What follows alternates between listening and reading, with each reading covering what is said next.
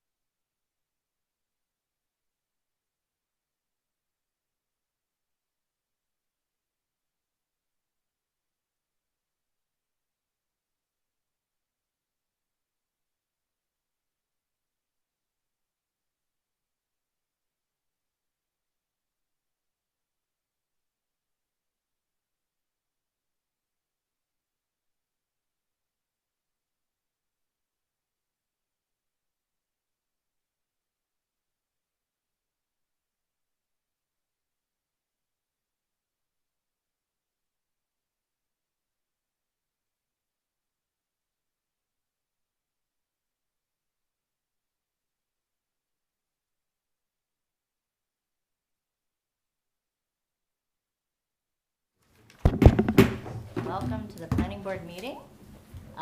Let's stand for the Pledge of Allegiance. I pledge allegiance to the flag of the United States of America and to the republic for which it stands, one nation, under God, indivisible, with liberty and justice for all. Okay, and now our secretary will read the adequate notice statement. In accordance with New Jersey Statute 10:4-10, adequate notice of this meeting has been provided to the newspapers of record and has been posted here in City Hall. For the benefit of the interested public, this meeting is being live streamed to the city's YouTube page and also broadcast on Summit's government channel, which is Comcast Channel 34 and Verizon Channel 30. Any hearings on applications for development in this meeting are quasi-judicial proceedings. Any questions or comments may be limited to the issues that are relevant to what the board may legally consider in reaching a decision and decorum appropriate to a judicial hearing must be maintained at all times. Please note that the fire exits are to my right, your left, and at the back of the room where you entered. The city has a listening system to assist the hearing impaired. If anyone needs hearing assistance, please obtain the necessary equipment here at the dais and return it immediately after our meeting. Thank you. Okay, so we have a little change in the agenda today. Mr. Weber, would you like to come up? And we have an application that was originally scheduled for the snow day. Pardon? Oh, roll call, sorry. Roll call first, sorry. Chair Bolson Alvarez, Here. Vice Chair Hamlet, Here. Ms. Bowen, here. Councilmember Crisafulli, Here. Mr. Dalmasso, Here. Mr. Felmett, Here. Ms. Morrison, Here. Mr. Sala. Mr. Sala is expected but not yet present. Mr. Stern, Here. Mr. Staunton is expected but not yet present. Mr. Golden, Here. you have a quorum, you may proceed. Thank you. Sorry about that. All right, so, Mr. Weber, we had an application, and you'd like to carry it to the next meeting? Good evening, Madam Chair, members of the board. James Weber of Alfonso and Weber on behalf of Carolyn and Adele Botros regarding property located at 791, 795 Old Springfield Avenue. And yes, we're requesting an adjournment to March 23rd, and we would request that if the board considers that, it not be with further notice. We would extend the time within which the board may act on the application. And you're okay with that? If I may, Madam Chair, yes, Yeah. but very quickly, the time to act extension will be through the end of the month of April? That's sufficient, yes. Thank you. And we can, should the board so desire, carry it without further notice because this was previously scheduled. I found the content of the notice to be sufficient and timely served. We were scheduled for the 23rd. February, was it not? 23rd. 23rd, thank you. And then we did have, Snowmageddon. we had a second storm. We actually had a state of emergency declared by our governor, and we were constrained and could not have the meeting that night. And therefore, this meeting has been noticed pursuant to the Open Public Meetings Act, published in 2 newspapers, the Star Ledger and the Union County Local Source.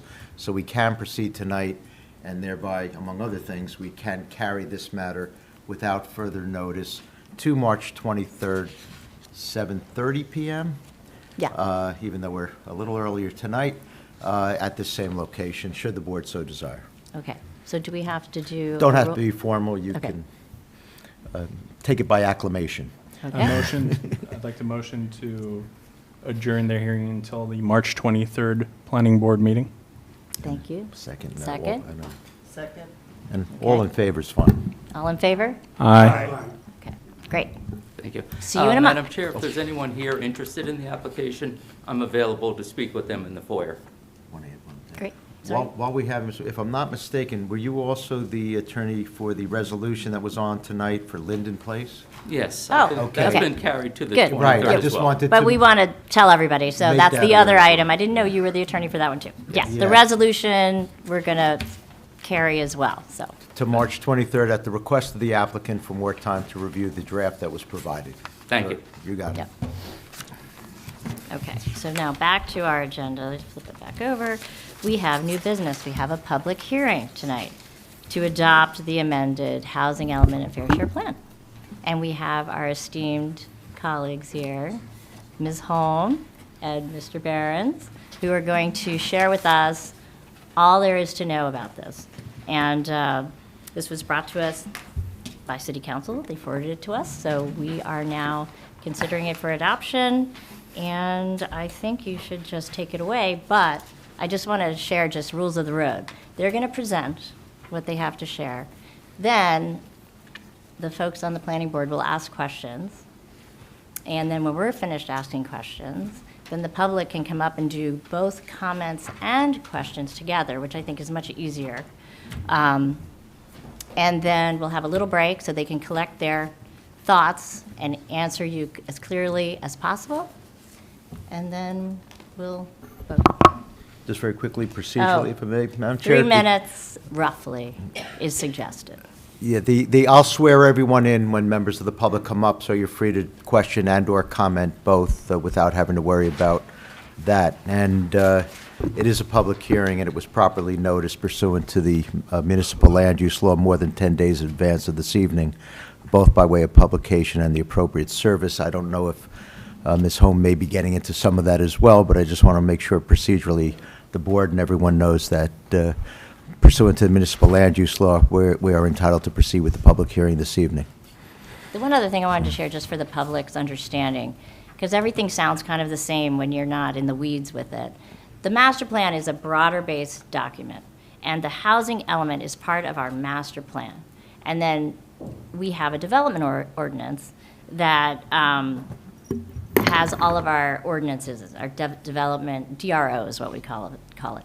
And that's where you codify a lot of the aspirations and things in the master plan.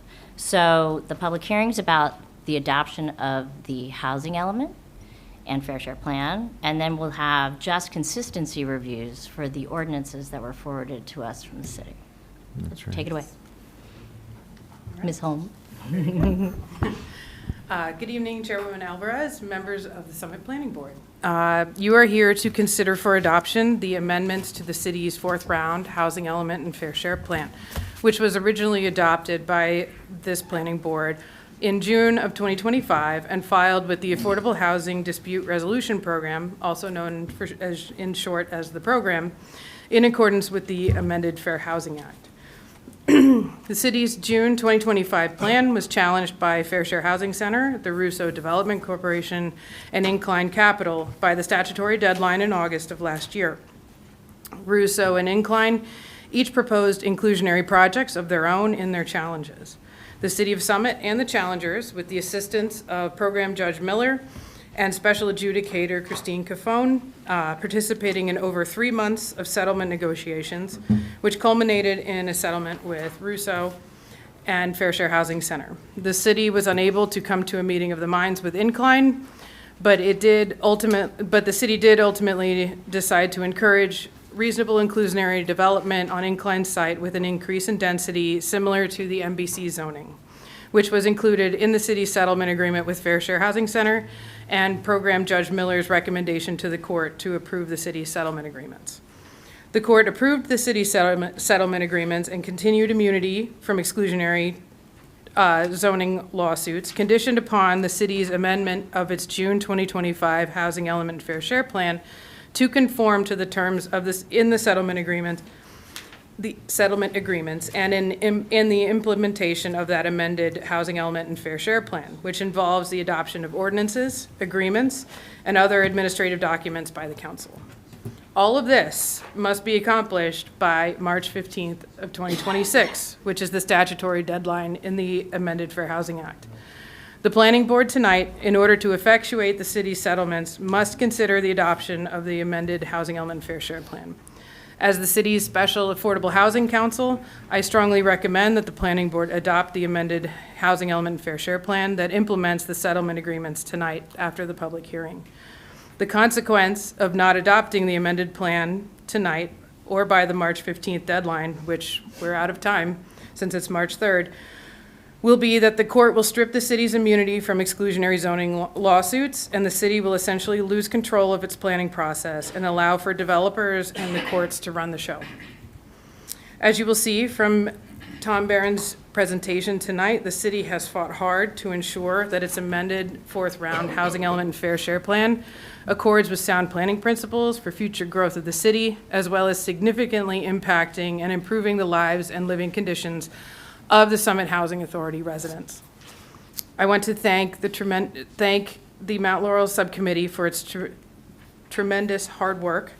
Past and current members of that subcommittee, made up of city affordable housing professionals, the mayor, several council members, including past and current council president, the planning board chair and/or vice chair, a zoning board member, and the municipal housing liaison. This subcommittee met weekly throughout the program planning and mediation process, as well as spent additional time reviewing concept plans, agreements, zoning ordinances, planning documents, and ultimately settlement proposals and agreements to bring this before the planning board tonight. This was a monumental effort by city professionals, staff, and your friends and neighbors who hold elected or appointed positions to ensure that the city's best interests were protected as much as possible in a system that was designed against the municipality's best interests. To say this process has been frustrating is an understatement. The frustration that the public feels, that the planning board feels, and that the council feels is felt by all of us, especially those who served on the subcommittee. This is a top-down, Trenton-directed process that can only be improved by the legislature. I urge each person here, whether you're in the public or on the dais, to contact your state legislators and advocate for improvements to this process.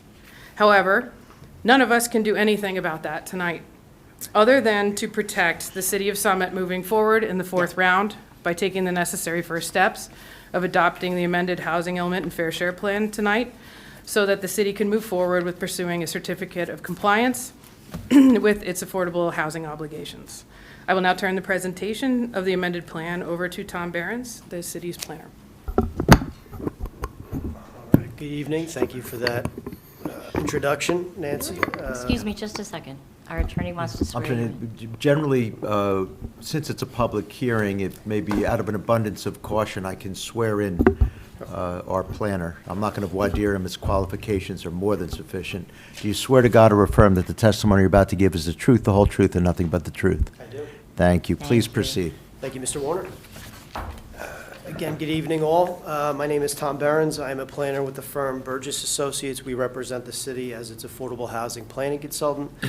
I am, along with Nancy Holm, the city's affordable housing attorney, are here to assist the planning board with the public hearing on the city's 2026 amended housing element and fair share plan dated February 12th, 2026, a digital copy of which is posted on the city's website.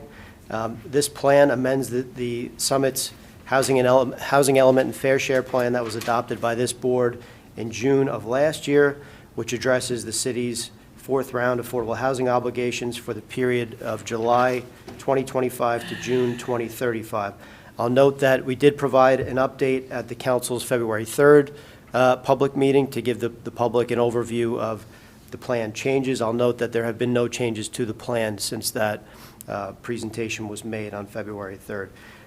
As Nancy has already given sort of the procedural history on all this, I would just note that, again, since we last met in June and the plan was adopted, the next phase of the process were those challenges, which, again, the deadline was August 31st, 2025. We received 3 of the challenges.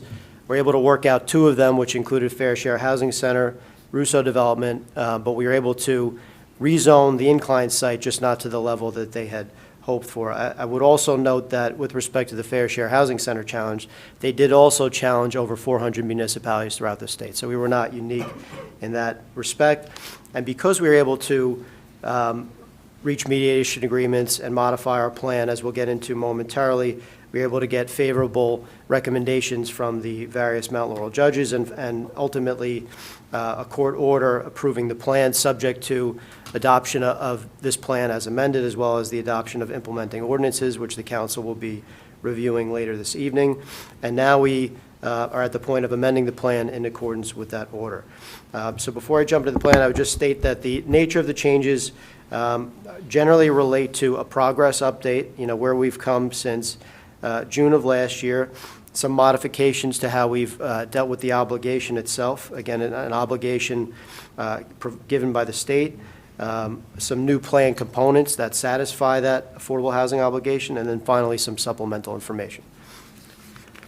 Great. Without further ado, getting into the various plan changes, I'll note that this is actually not a change, but just a quick reference to the city's third round fair share plan and obligation. The state had assigned Summit a third round fair share obligation of 567 units, but had a combined obligation of 702 units if you look at the first, second, and third rounds combined. But again, by virtue of, not again, but the city was able to utilize what's known as a vacant land analysis, as it had in rounds 1 and 2, was able to do that again in the third round, and reduced it, or adjusted its obligation of 567 to what's known as a realistic development potential of 36. And you can see in the accompanying chart how the city satisfied that number of 36 with all of those various plan mechanisms, which include a group home, assisted living facility, several 100% affordable developments, and inclusionary development, all of which are completed and occupied. Moving on, also included in the city's third round plan was an agreement to satisfy 50 units of new construction, is how it was phrased, essentially of the city's unmet need obligation. You're going to hear some jargon and terminology. I'll do my best to. Oh. That's interesting. I have not had this happen before. Let's see. Is it superimposing two images? Yeah, Yeah, and it didn't switch the slide. let's see what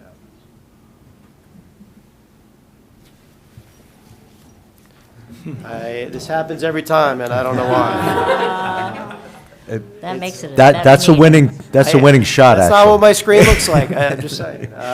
This is Good for bizarre. you. Let me try to troubleshoot this. Glad there's nothing too embarrassing. Oh, there. No. No. Adorable. That's great. Okay, where That were looks we? much better. Okay. Okay. I like the first one. Bit of a detour.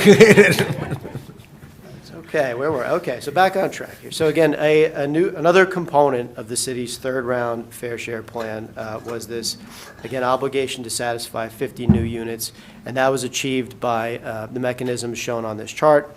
They include conversion of an existing chapel space at the existing United Methodist Church for 12 senior units, 412 Morris Avenue, which produced one affordable family unit, the 12-unit Habitat for Humanity project at 146 Morris Avenue, and a few other projects that are listed there. And again, these total to the 50 units of new construction, which are a component of the city's unmet need obligation.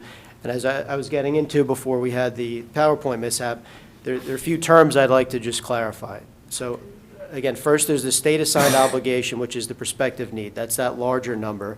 And in this case, that was the 567 units from the third round. That number was adjusted through what's known as a vacant land analysis, where you look at all the vacant land in the municipality. There has to be a certain acreage or lot area threshold, which happens to be 0.83 acres, which is the threshold at which 5 units or more could be developed, and you're able to extract land that's environmentally constrained. So by doing that analysis, we were able to, in the third round, reduce the city's obligation from 567 units to an RDP of 36. That doesn't mean the difference of the obligation goes away. That difference becomes what's known as unmet need. So state number minus realistic development potential equals unmet need. Again, it's that remainder, that leftover. And what the state has required is that towns are supposed to address that number, not necessarily in full, but to the extent that you can. And the city in the third round committed to these 50 units of new construction as indicated on the chart. Then we have some additional third round plan mechanisms to address the city's unmet need, which I just referenced. I'll note that the fourth round regulations, which are established by amendments to the Fair Housing Act that were enacted in March of 2024, had a new feature which required municipalities to do what was known as a look back. So you had to look back at your third round mechanisms to see what worked, what didn't work, and you were supposed to adjust in some cases where you could some of those mechanisms to incentivize the development of affordable housing. So in the case of Summit, the 4 plan components highlighted in, we'll call it orange, were further revised based on that look back. Again, they had a certain development framework, a certain density that in working out our mediation agreement with Fair Share Housing Center, we agreed to adjust just those 4 overlay zones, which happen to be overlay zone 1, 2, 4, and 5. Moving on to the reason that we're here is to address the city's fourth-round fair share plan, and this is done in 2 charts. So I'll note that, as you see in the 2 charts, that 13 of the 19 plan components used to address the city's fourth-round obligation were already in the June plan. So we only have 6 new plan components that we'll be discussing this evening. I'll note that of those 13 prior plan components, again, that we had identified in June, those totaled 197 credits at that time without bonus credits. I'll also note that at that time, we were still working with the Summit Housing Authority to try to address the issue of the residency preference and to figure out how the rehab of those units could be funded in a way that would make those units creditworthy, again, where they had been creditworthy in rounds 1 and 2. In negotiations with Fair Share Housing Center in round 3, it came to be that the residency preference was a sticking point, and they had to be removed in order for them to be credited again. So we were hoping that it would play out where we would be able to recredit those Summit Housing Authority units. I would note that those are existing units, and because we were able to come to terms with the Summit Housing Authority for how those units could be rehabilitated to take advantage of state funding, we were able to take full advantage of those credits. I'll also note that in working through the mediation process, it became perfectly clear that we would have to include in some form or fashion the 190 River Road project. That's the Russo Development Project, which was at a site that was determined to be unique in that it was 4.4 acres in area, that it was essentially surrounded on all sides by roads. It was, existed as almost an island at the very northern end of the city, and was developed with a vacant, what could be perceived to be an obsolete office building. And so where the developer, back in June, had proposed a larger scale development, the city wasn't able at that time to include the development in the plan. The developer then became a challenger, and through, again, the mediation process, that component made its way into the plan. And because we were able to get certain concessions from that project, one being, well, I'll get into the concessions, but I'll note that they donated a property on Shunpike, that 53 and 47 Shunpike, about 1.8 acres, that in total generated 95 affordable credits. So when you take the 190 River Road project, 95 affordable credits in total, again, including Shunpike, the 147 Summit Housing Authority units, as well as 79 bonus credits, those were 321 affordable housing credits out of the city's total fourth round obligation of 345. So it became clear that we were almost there, and my intent was to address the question that's come up a few times of, well, back in June, the city had what was called an RDP, again, an adjustment to its prospective need, or took the state obligation of 345, did a vacant land analysis and said, well, our obligation should be 18 units. Again, the unmet need never went away, that difference between the 345 and the 18. We were able to address the 18 units in full and a portion of the unmet need. Again, there was a total of 197 credits at that time. So, again, the reason we modified our approach in this case was that we just frankly had the credits, and it made sense to do so.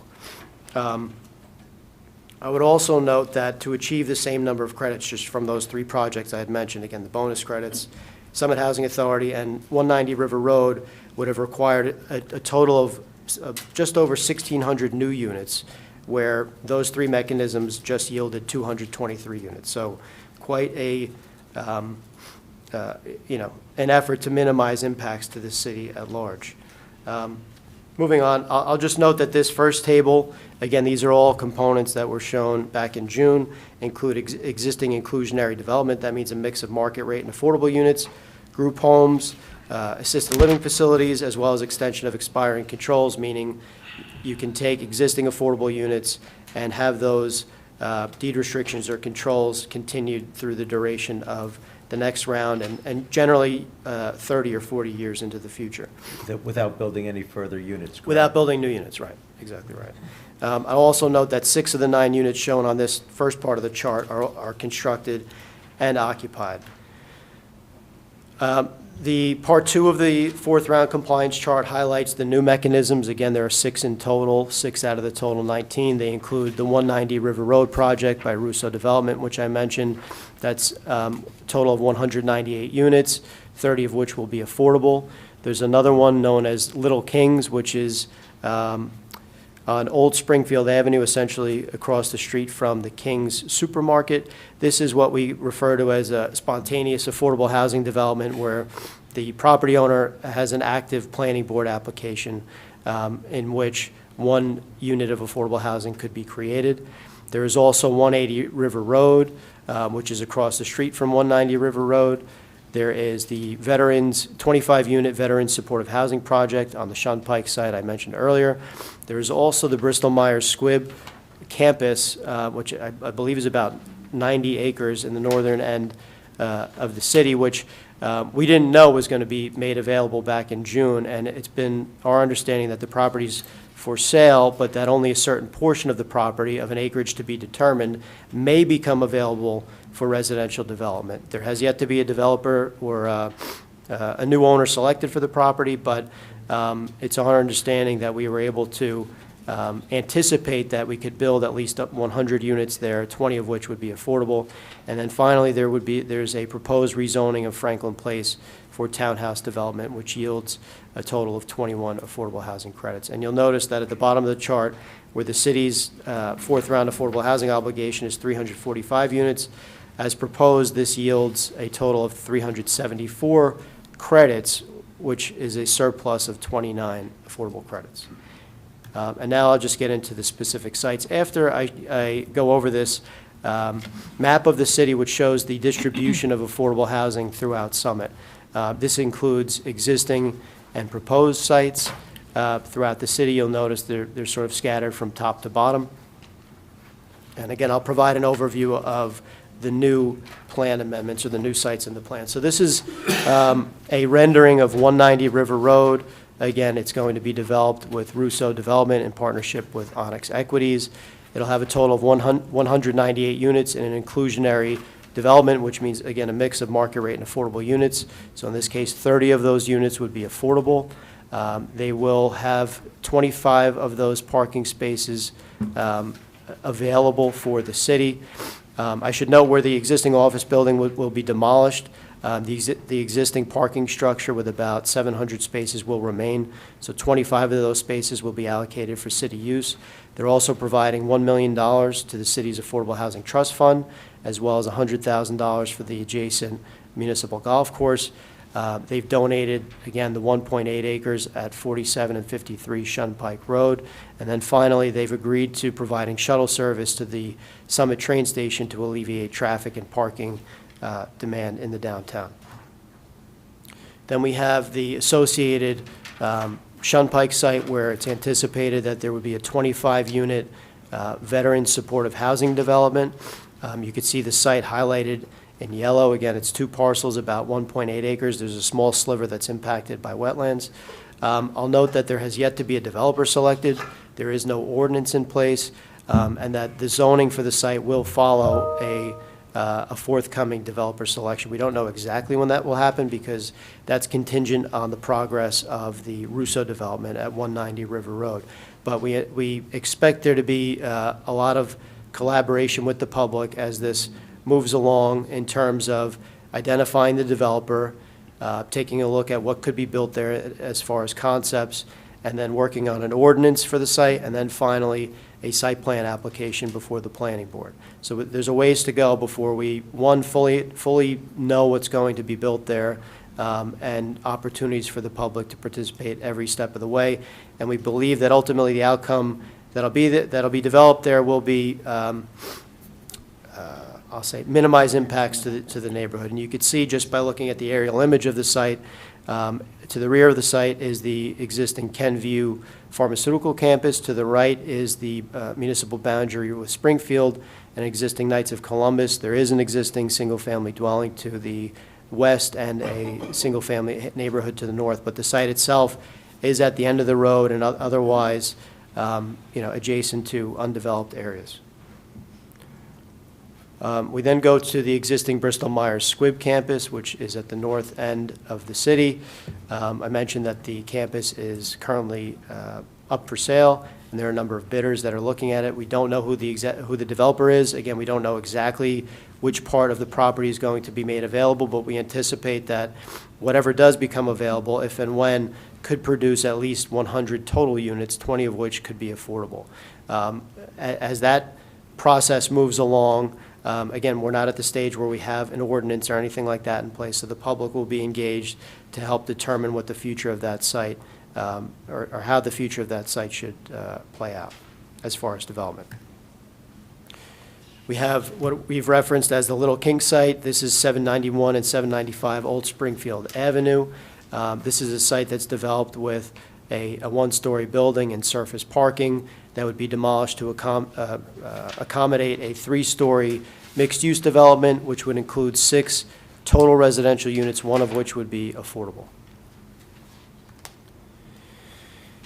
We then have 180 River Road, which is just across the street to the west of 190 River Road. And this forthcoming ordinance contemplates the conversion of the existing office building to multifamily use. So where across the street the existing office building would be demolished to make way for new residential development, it's anticipated that due to the dimensions of this office building, it could be converted to a number of residential units. In this case, that happens to be 37 total units, 8 of which would be affordable. The existing parking structure would remain. And this project came about by a letter of interest from the property owner who indicated that this was an interest of theirs. So we ended up creating an ordinance that we'll get into a bit later this evening that would facilitate that conversion. I believe this is the last one. This is the proposed rezoning for Franklin Place. It is for parcels in Block 3401, lots 7 through 20, which are currently in the city's R5 zone. What's contemplated is a rezoning of those parcels to a new TH3 townhouse zone where townhouses could be built at a density of 10 units per acre. This site is immediately adjacent to the city's downtown, within close proximity to the city's train station. You can see from the aerial image there's already existing townhouse development on the westerly end of Franklin Place. The way that the ordinance has been crafted requires front yard setbacks, coverage requirements, and other bulk requirements that are intended to complement the neighborhood. And one of the reasons the site was selected, because a lot of the existing development actually doesn't adhere to the existing R5 zone. There's a variety of uses, some of which are non-residential, including commercial and industrial uses, as well as a number of multifamily uses, again, many of which don't actually comply with the existing R5 zone. So this rezoning would create an opportunity for townhouse development and a certain number of affordable units. In this case, if the whole zone were developed, it could produce 70 total townhouses, 14 of which would be made affordable. Tom, the front yard setback, just to give people a visual, for the R5 and the new townhouse is the same. It's going to be the same. I believe it's the same, Yeah. right? So we did try to keep intact what we could from the That R5 zone. the streetscape feels compatible. It would be compatible, right. And again, across the street from the existing R5 zone. So that's the last site I had. As I mentioned, there are a number of sites that we're currently still working through that don't have ordinances. We'll get into the actual development ordinances later this evening. So there is still very much a public process to go through for each of these sites that are in various stages. So in some cases, we are looking at the ordinances tonight, but in every case, they still have to go to the planning board for site plan application. In some cases, we're still at the phase of selecting the developer, crafting the ordinance, and then having to go to the planning board. So again, there's still plenty of opportunity for the public to be engaged.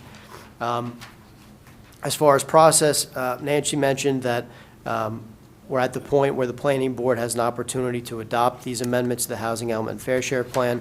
The council has a meeting just after this one on March 3rd, at which they could endorse this plan if they were so inclined, as well as adopt the various affordable housing implementing ordinances, which have to be adopted no later than March 15th. And then finally, a few of the plan amendments that I haven't mentioned that are not site-specific pertain to supplemental information in the appendix.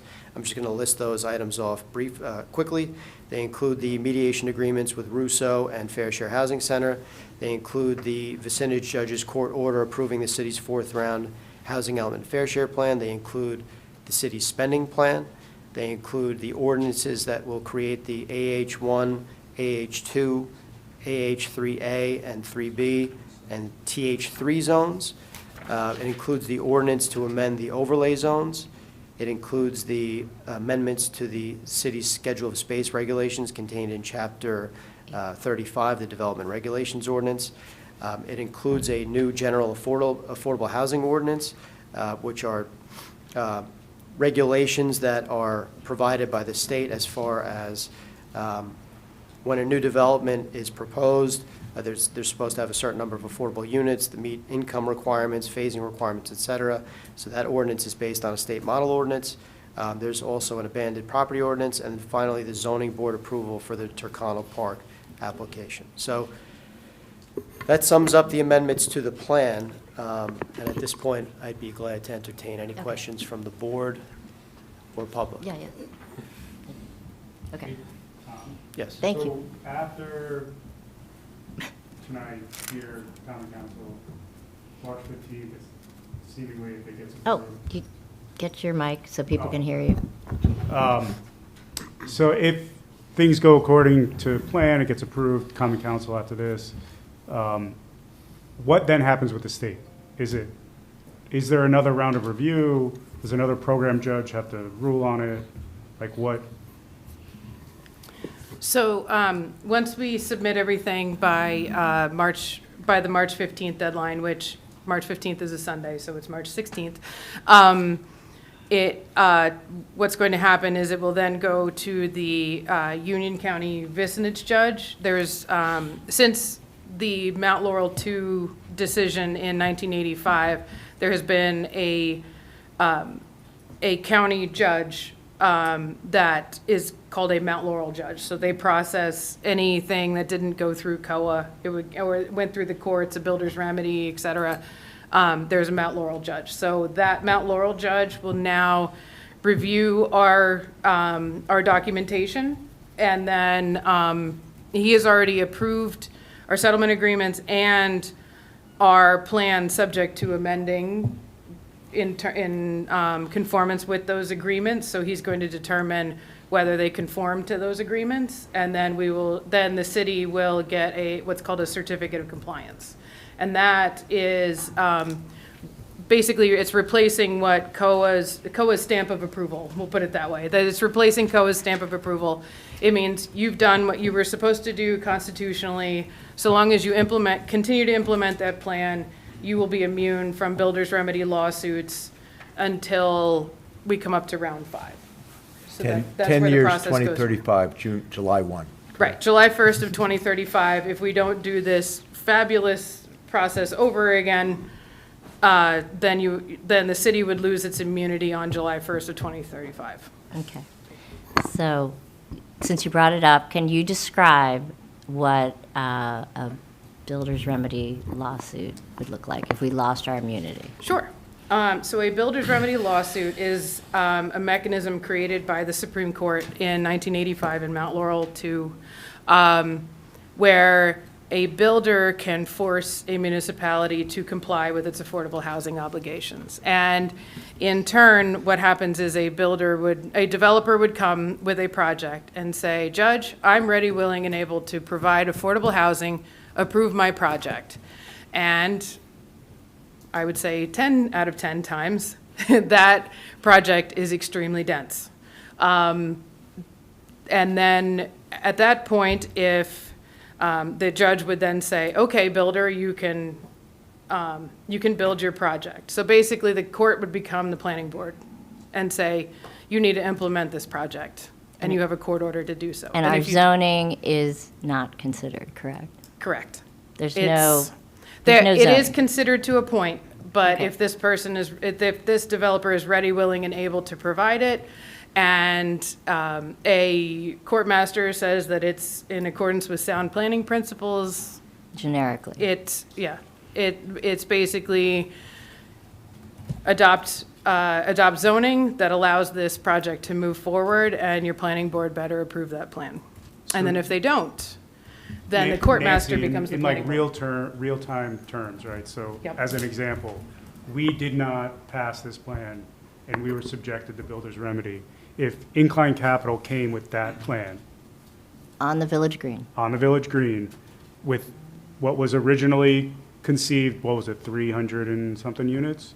I believe so. It was 8 about stories. 300. Yeah, it Eight was stories, 300 units in the middle of town, almost 100% certainty that that's what will be built there. It's entirely likely, yes.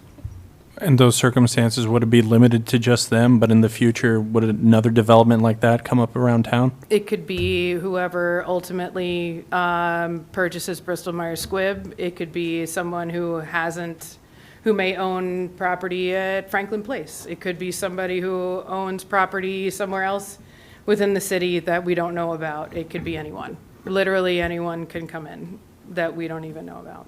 Apologize for the interruption, Madam Chair. I think, can we recognize on the record, one of our board members joined us just now? Absolutely. Uh, Welcome. And however, for the record, since you were not here for the entirety of the hearing, the vote, you will not be voting on the adoption of the Housing Element Fair Share Plan this evening. Apologies, but just the legal requirement. So. Feel free to ask any questions, though. Yes, we So want to hear can your I- voice. I do have Ask as another many question. questions as you want. This is the time for the board to be asking questions, then we're going to have the public ask questions. I do have a follow-up question to that. So hypothetically speaking, in the future, if a developer were to come and gather an assemblage of various lots in Summit, and they did not have, the city did not have immunity to builder's remedy lawsuit, could they follow in the same fashion that Incline attempted to do before? Yes, Okay. if we do not have immunity. Yeah, if we do Yes, not have immunity. That is correct.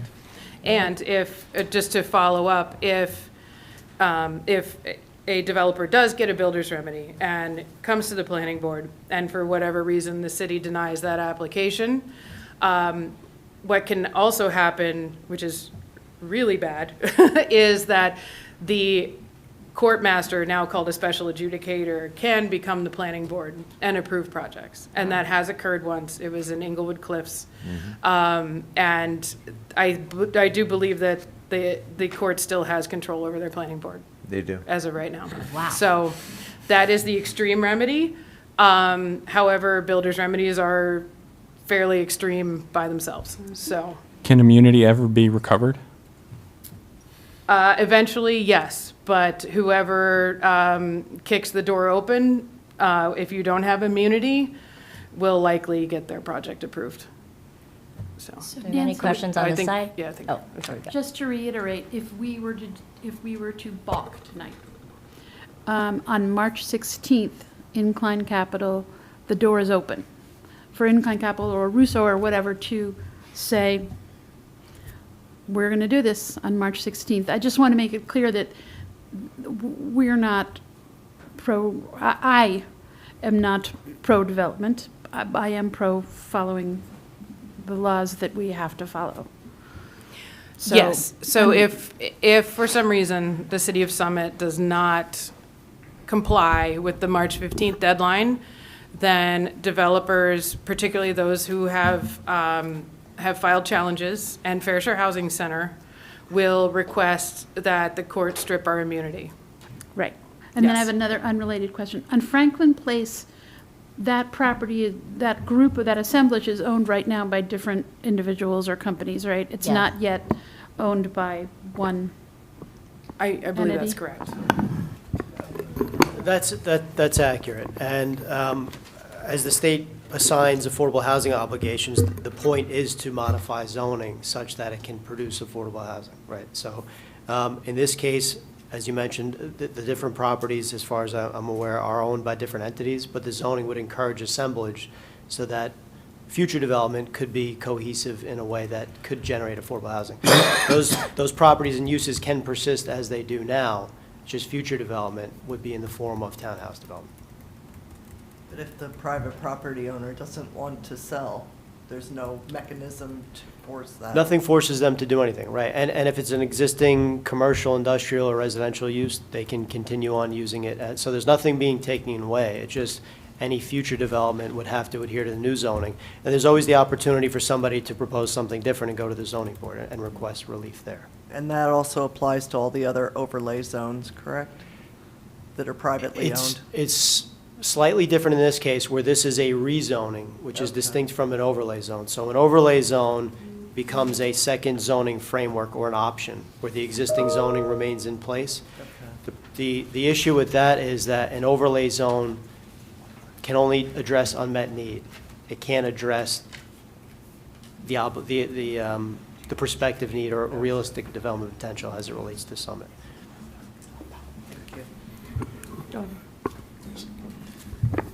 Thank you so much for that presentation. Regarding the Shunpike project, what is the timing expected for the veterans' housing to be developed? You laid out some of the steps that are tied into the Russo development. But what is the expected timing of that, and what are some of the potential conditions that it could occur? And what flexibility is possible to allow input from the neighborhood to help shape that project? Sure. So in our agreement with Fair Share Housing Center and with Russo, so the Fair Share Housing Center agreement governs how we rezone it a little bit.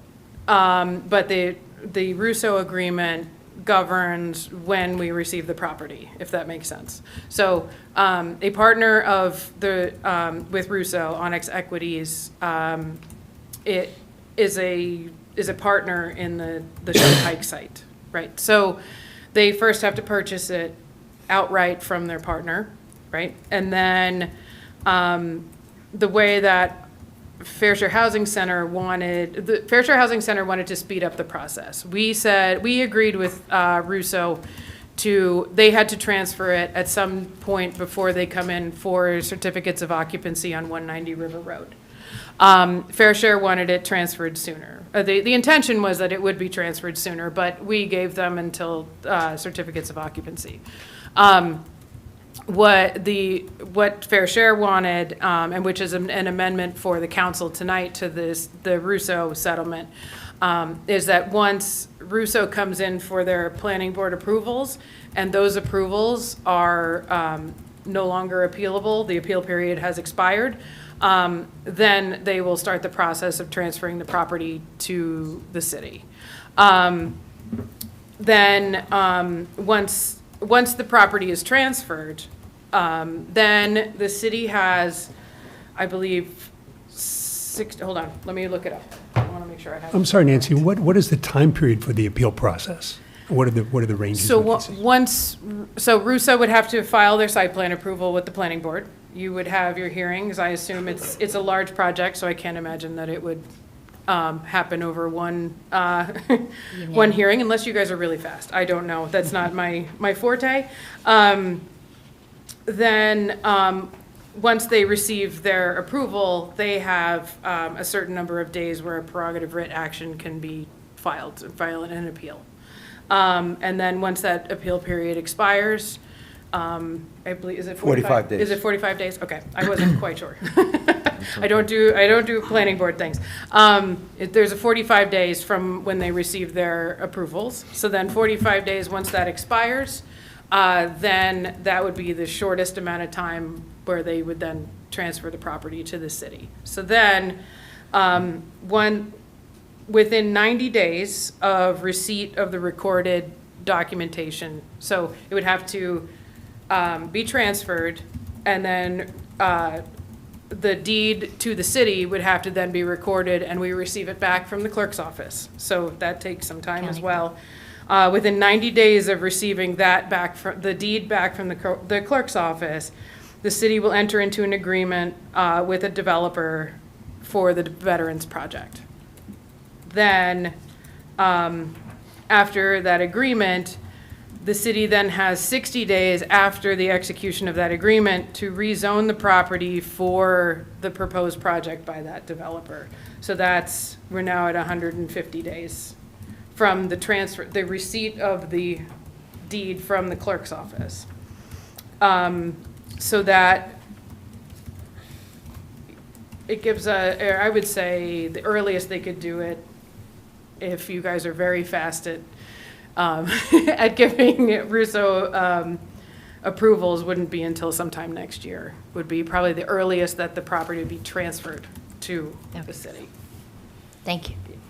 Okay. And what was you had another question, Oh. and I'm sorry. I Okay, missed it. sorry about that. So the Yeah. second part of the question, so Yes. what possibility for local input from the neighborhood? Oh, yes. Exists in that process? A whole lot. There are multiple time periods. It's a good question. Right. Site So- plan application is a Right. process for the Right, public, and it's a public hearing, That was correct? one of my questions to Tom. Right, but he's to talking about drill Shun down Pike. on that, but Yeah, let's, yeah. But I think you're talking about Shun Pike for the Veterans particular. Project. Right. Yes. So, there's a lot. We can start right now. We can submit an RFP or request, or we can do a request for proposals for all, developers who specialize in veterans housing and have them make public presentations and solicit input. You can hold town hall meetings, you can have suggestions, you can have surveys. We can start right now with all of that process. There is no, other than making sure that 25 units fit on that property for veterans and they're deed restricted for affordable housing, the sky's the limit there. So it can be a Are very we active wedded to public veterans? process. That's what I think was preferred, but the reason that veterans were picked was because supportive and special needs units are basically one of the only mechanisms left where you can get a 2-for-1 bonus credit.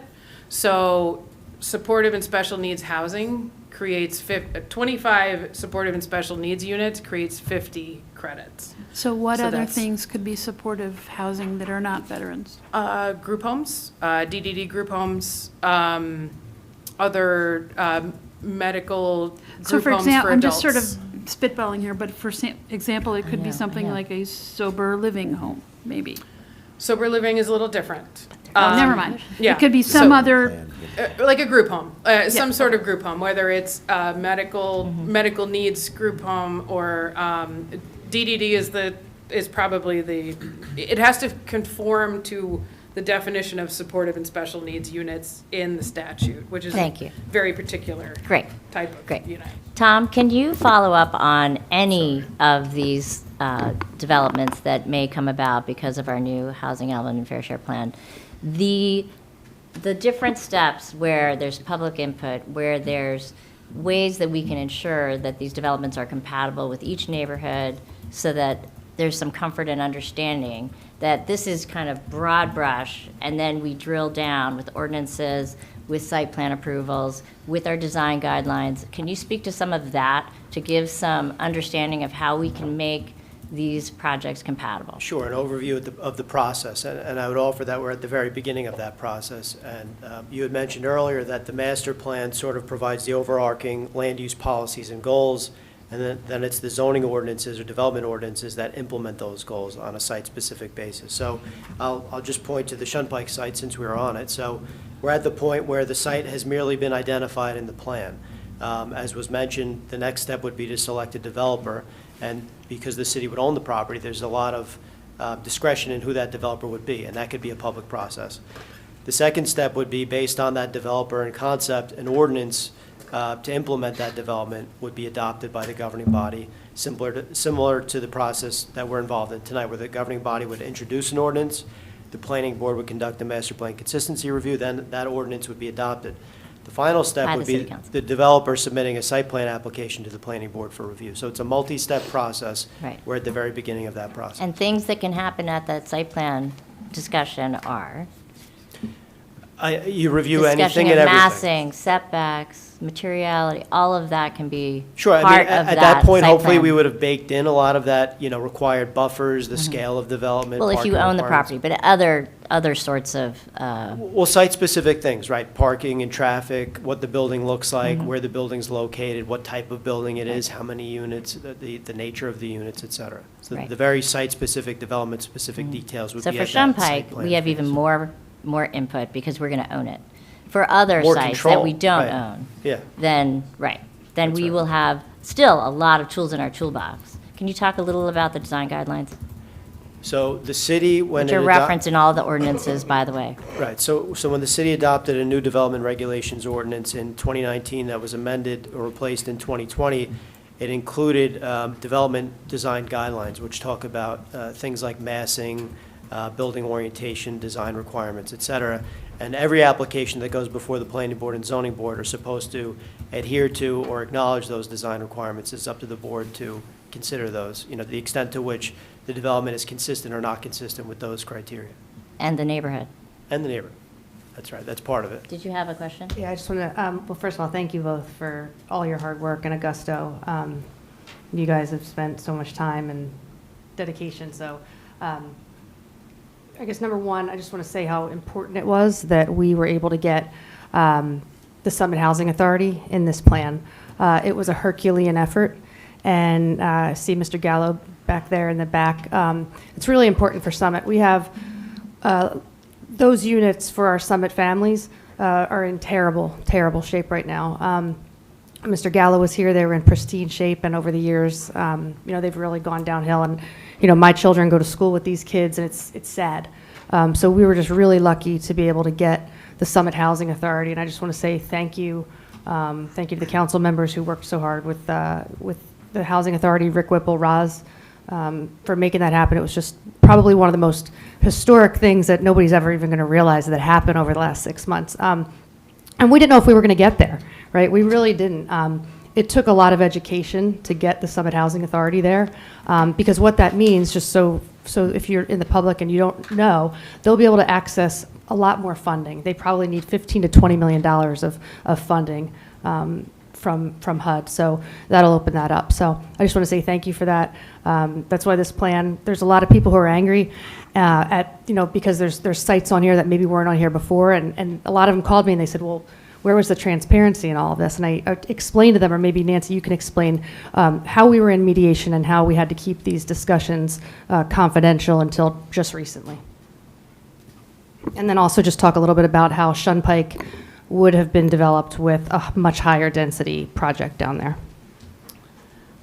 Yes, so, and I do want to actually thank Fair Share Housing Center and the special adjudicator. They worked very collaboratively with us to figure out how to improve the housing authority units using the rules that are in place now, and that was a lot of work. That was a lot of work, and the housing authority and their attorney, we've all worked, we had some contentious times, but we worked it all out, and they were very good about working with us, and they still are. So that is probably one of my most proud mechanisms in this plan, is to be able to improve the housing authority units. As far as, give me your second question. I lost it. Transparency. Transparency. The density of Shunpike. Yes. Have we not taken control? Yes, so the way that the Fair Housing Act set up this process, it was set up as a declaratory judgment action in court, so it was litigation. And through that process, we then entered mediation as soon as we had challenges. Mediation requires confidentiality between the parties until there is an agreement that is a meeting of the minds that can be shared with the public. And unfortunately, that took us until 2 days before Christmas to get to that point. And even then, we did not have an officially signed settlement agreement with Fair Share Housing Center until mid-February. So it is very difficult to be able to bring things to the public when you have a confidentiality requirement for mediation. So unfortunately, and that was one of the major things that that our office did testify in Trenton about, that it was not a transparent, no matter how much they said it was. Unfortunately, that's the case. And then Shunpike, say it one more time. If we, just explain to the What would public, the Tom, density have been? when we learned that, go ahead. I'll give it to you. I know you can read my mind, Tom. Yes, same page. Well, the site was owned by a private developer who happened to be a partner of the Russo development, and this was a savvy development entity who also was a partner in the Kenview property that was adjacent to this, what exists as the Sliding Creek Farm site, 47 and 53 Shunpike. So they expressly stated it was not their intention to keep it a farm, and so because they were able to donate the property to the city was able to retain control of that site to determine its future. And at some point, I think it was over last summer, after the city had adopted its June plan, that one of the iterations of the Russo development was to put all of their affordable units on this particular site. And so they would have developed it in a manner that they would have deemed appropriate. So again, by the city retaining ownership of the property, we can determine the development fate of the site. Again, we have veterans housing in the plan for a couple of reasons. One, it's a segment of the population for which there's a need. There's a considerable amount of funding available for that, so it would be at, essentially, if it went well, at no cost to the city. And also, it's housing that wouldn't impact the school system, which was important. We understood that some of these plan mechanisms have a number of family units and that the schools are already stressed. Seems like that's a theme in any municipality in New Jersey, but that at least these 25 units could be provided in a way that doesn't further stress the school system. Thank you. Hey, Tom. Any other questions? I don't have a question, but I don't know how much, I know we probably can't make any changes, but a couple of like nits in the, on like page 60 of the amended plan, sorry, not 60, 58, it says that there's 23 surplus credits. I think that should be 25. We will correct that number if it's inaccurate. So you're on page 60? 58. 58, excuse me. And then on 68 in N, it says the extension of the expiring credits from July 2025 to June of 2025. If that's supposed to be 2035. Yeah, 2035, yeah. Good catch. And if Thank I you, may, Mr. Stick. any changes like that are not substantial changes. I'm sure Ms. Holm would agree, and the governing body can still proceed to adopt the ordinances, and the planning board can still proceed to adopt this housing element fair share plan. It's generally recognized those things are just done in an errata and can be double-checked after the fact, and it doesn't change anything because it's not substantial, so we can proceed with that. Okay. So if there's any Thank you. further questions from board Any other members. questions from the board? I have a question. Okay. Yeah, just on one of the sites, the BMS site, for example, you talked about the procedural steps that will take place in general from now until site approval, right? And so on and so forth. So it's called out in the plan, I think it's 100 units, 20, and a minimum of 20 set aside, right? So being that the sales are still going on, how can the public think about what will be the next steps? The sale happens, does the developer then bring a plan to who, and how does it get vetted for density? Obviously, it's currently zoned for commercial, from my understanding. So how will that change, and who will oversee those changes? And, you know, how can we think about the range of size, and or will that come during part of the process? Well, I'll take the first step. Correct me if I'm off the rails. So, a good question. So it's obviously a private transaction, right? So you have a private entity, Bristol Myers Squibb, that's selling it to some prospective developer. At this stage, I believe there's a small pool of competent developers that can manage a site of that size. Again, that one parcel or combination of parcels is about 90 total acres. And it's my understanding that the vast majority of the site, for a number of reasons, will remain non-residential. But there's an opportunity to potentially rezone a portion of it, approximately 10 acres or so, could be more, could be less. Don't know the exact location of that, but if it's possible to develop residential development there, they may make a proposal to the city, which could take the form of a number of, I mean, you could speculate any type of residential. It could be single-family homes, townhouses, mixed-use, multifamily. So it depends on who ends up with the property. What they find to be marketable. It may be that they propose a number of options for the city to consider. I would offer that by virtue of adopting this plan and preserving our immunity, we have more control over what goes on there, so that we can't have some mega project, occur. At least that we don't have a say on it. And it may be that the city would like to see some level of development or rateable there, but I would anticipate that would very much be a public process where I don't know exactly how it'll play out, but conceivably there could be concepts proposed to the public. There could be an ordinance created, because as you mentioned, it doesn't allow residential development as of right. So in order to accommodate that, there would have to be a zoning change there.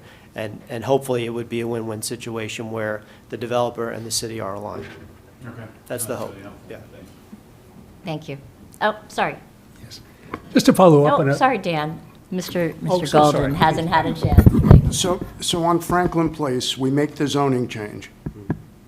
if a developer never comes forth to develop it, do we still get credit for those units?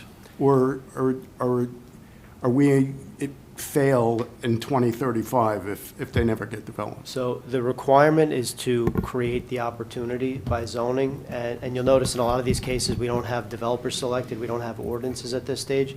You're supposed to create the zoning to create the opportunity. And again, in this case, it's an R5 zone that would become a townhouse zone. To answer your question more directly, if it doesn't get developed, I suppose the city could revisit that in 10 years and either modify the zoning, replace it with something, or some other option. There's a But 5-year we're midpoint still review. in compliance with fair share, whether it gets developed or not. This was signed off by Fair Share Housing Center, by the court adjudicator, by the various judges, and approved Yeah. essentially by the court. Yeah. There's a midpoint review after 5 years as part of the process, 2030. Councilman? Yeah, hold on one second. And then also, sorry. in our agreement with Fair Share, we do have to look at certain zoning that we do at the midpoint review, and if necessary, we can change the mechanism as well. So, I just wanted to add But that. it is privately owned, we can't Correct. force development. No. Correct. Create the opportunity is the That's right. operative. Right. Realistic opportunity, That's that's the term. That's great. At the last council meeting, I had the honor of introducing these ordinances that we're discussing tonight. And I noted that for the second one, which is now number 263369, this is for the overlay zones.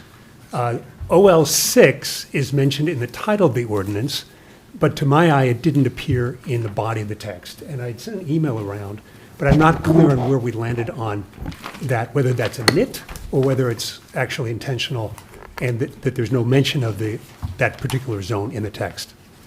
So all of the overlay zones, except for overlay zone 7, which is the Habitat project, which is fully built, they are increasing their set aside from 15% for rental and 20% for sale to 20% across the board. So that is the only change that's happening to overlay zone 6. It has been developed with 6 total units, 3 two-family units. So they did not utilize the overlay zoning in that overlay zone. It has been developed recently, and they did not utilize the overlay zoning.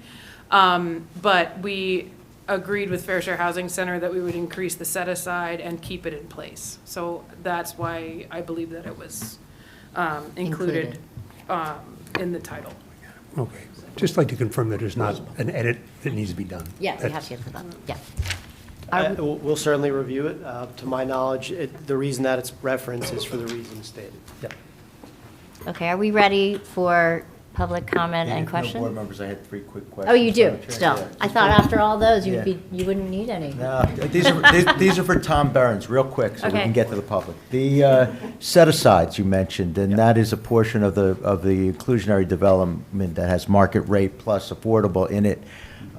20% is the presumptive set-aside, and the developers and Fair Share have been holding close to 20%, not allowing municipalities to get more than 20% so that you would have less units total constructed for the same amount of affordable units. But here, the city got more than 20% in multiple, with respect to multiple sites. Is that correct?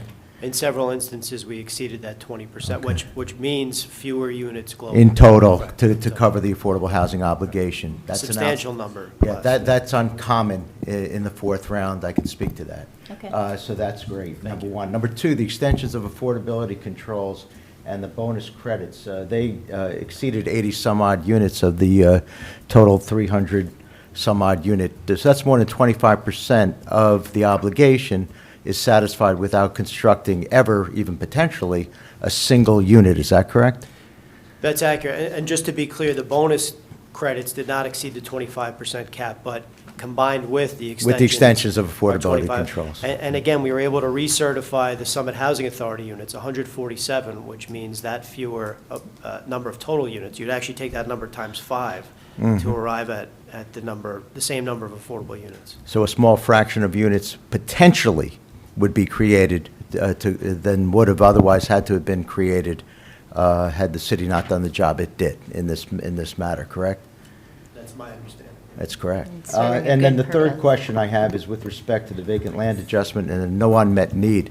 The fact that we have now moved without a vacant land adjustment and have no unmet need, if this project, if the plan goes through and the ordinances are adopted this evening and the plan holds and the ordinances hold, then in essence, or in fact, for the next 10 years, no developer can come and say, I want to build this, you have to let me build this because you have an unmet need. You have not met the entirety of your need for the fourth round. So that's one of the benefits, significant benefit, that the city got by foregoing a vacant land adjustment and being able to actually satisfy the entire fourth round with these mechanisms. Would that be correct? That's absolutely correct. Okay, another plus for the city. I have nothing Yes, further, thank you. Madam Thank Chair. you. Thank you.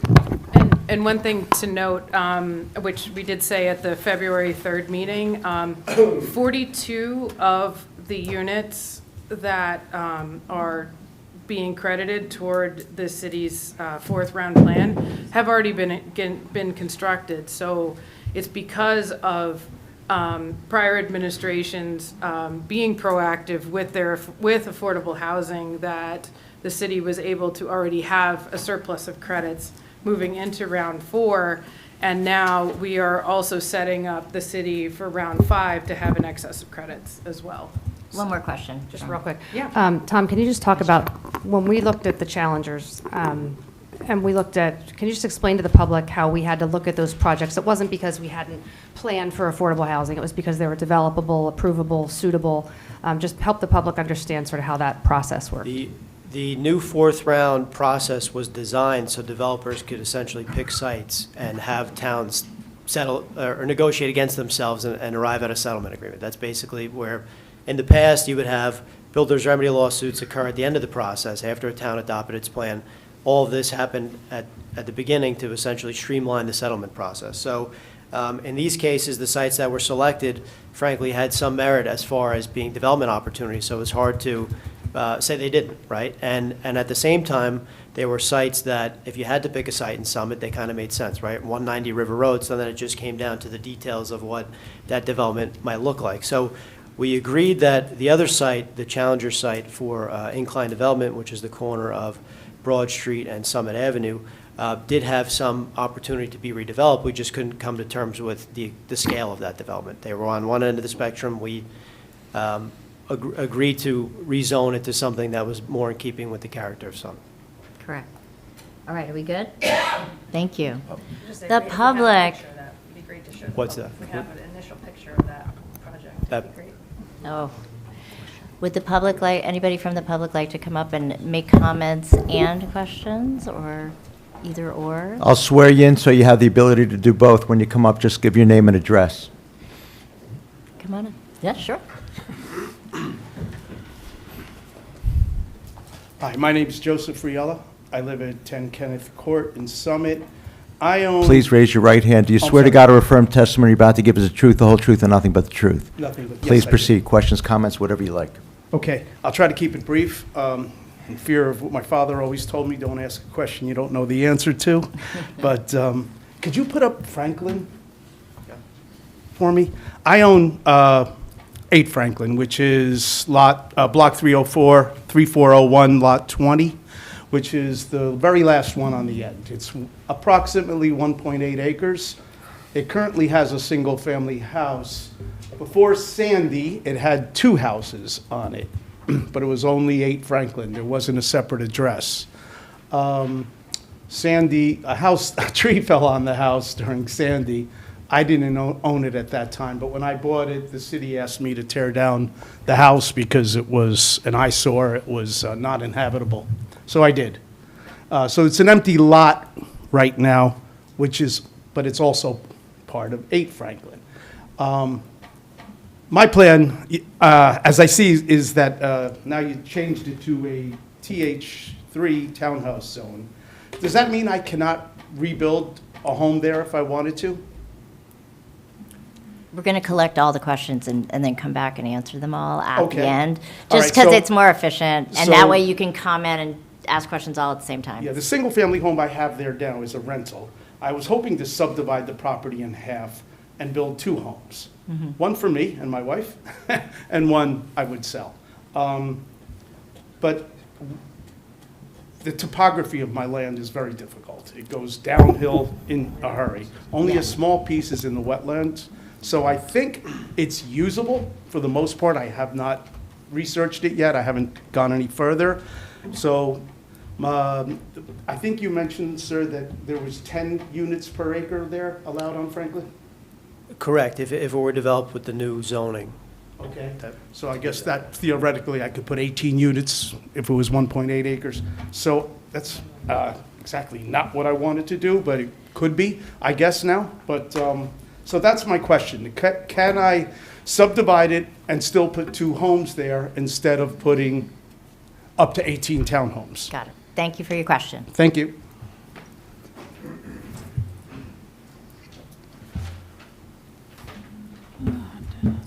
Hello.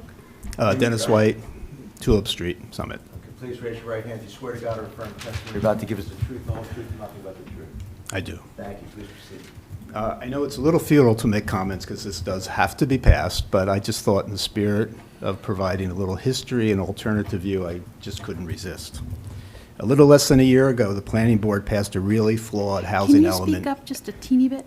Or in the Sure. mic? Thanks. A little less than a year ago, the planning board passed a really flawed housing element and fair share plan that's been dramatically modified by challenges, mediation, and judicial review.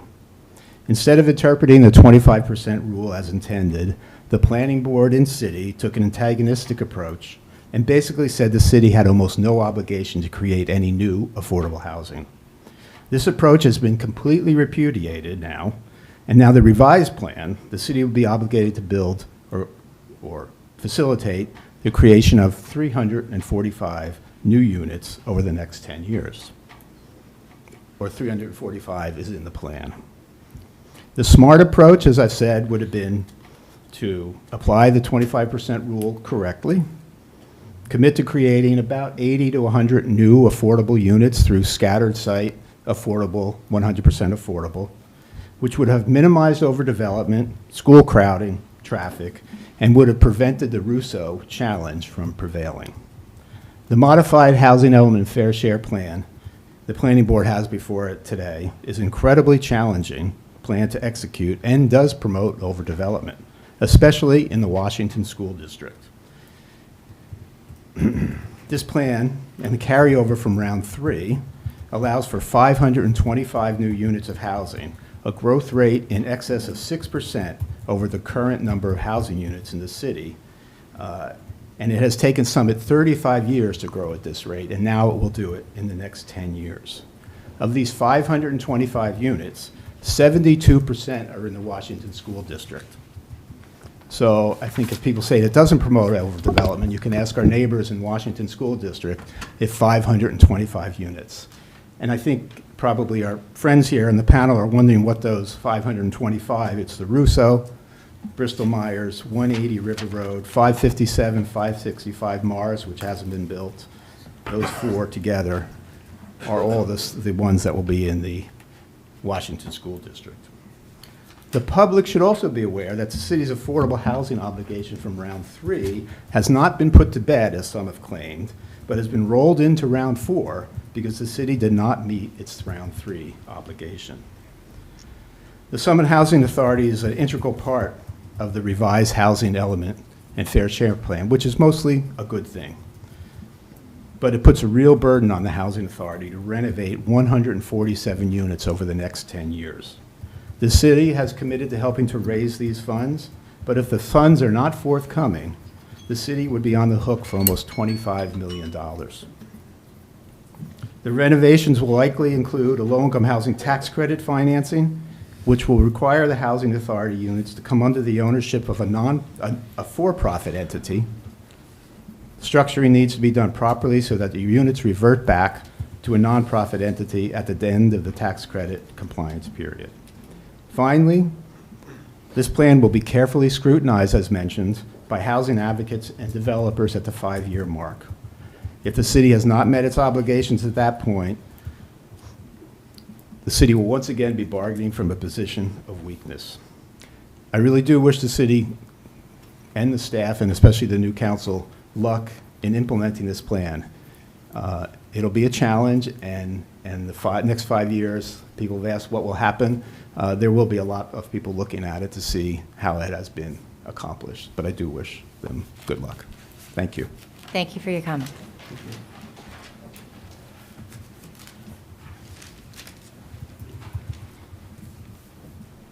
Hello. Chris Sinelli, Harvard Street, Summit. Do you swear to God or affirm testimony about to give is the truth, the whole truth, and nothing but the truth?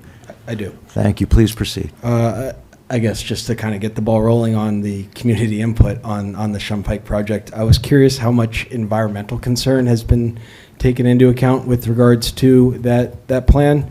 I think it's more than just neighborhood testimonials about people losing land down there from the creek. I'm just not sure, and I have some maps to back it up how buildable that land actually is.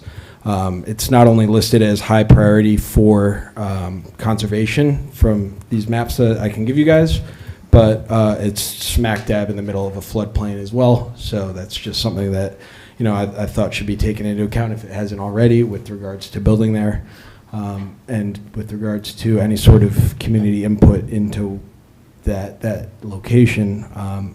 If it is in fact not buildable, which it's, at least according to the stuff that I presented, it doesn't seem like it is there any option to move those 25 units over to Bristol-Myers Squibb instead of having 100 units there, bump that up to 125, 150, whatever it is? Russo still gets to build. They still make their money. We still meet our need and all of that with regards to the veterans housing and affordable housing, and Shumpike remains, properly conserved. So that kind of seems like a win-win for everybody, and something that I thought was worth sharing. Thank you. Thank you.